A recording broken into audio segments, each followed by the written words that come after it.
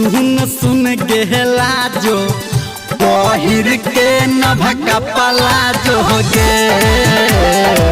आमी लहिले अभी हैं सुन सुन गेला जो पहिर के नभका पलाजो गे। Music by Ravinder Singh.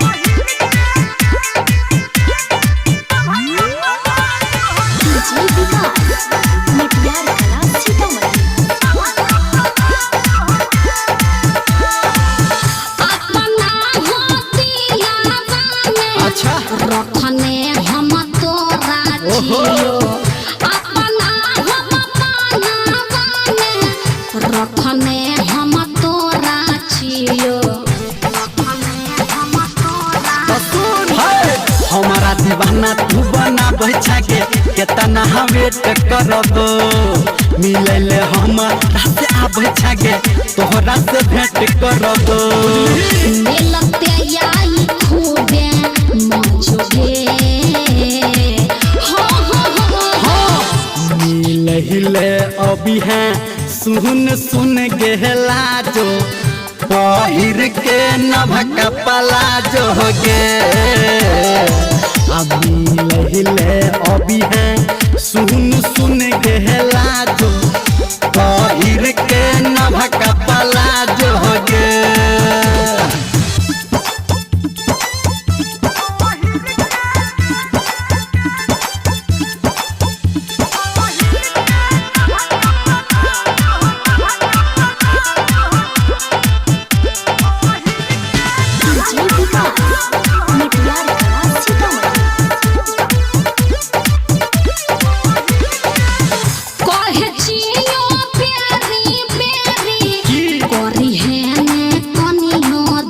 अच्छा अपना हो प्यार के खातिर मिलने हमारा छे जरूरी ठीक छे अरे जरूर बुझली कहो धर्मेंद्र नीरा मलिया के तोहर में आस तोरब कहो रविंदर सिंह तोहरा के दिल के खास रखब चली जेबई छोड़ के काजुगे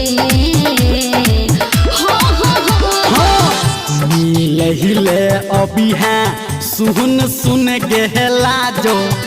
पहिर के नभका पलाजो गे आमी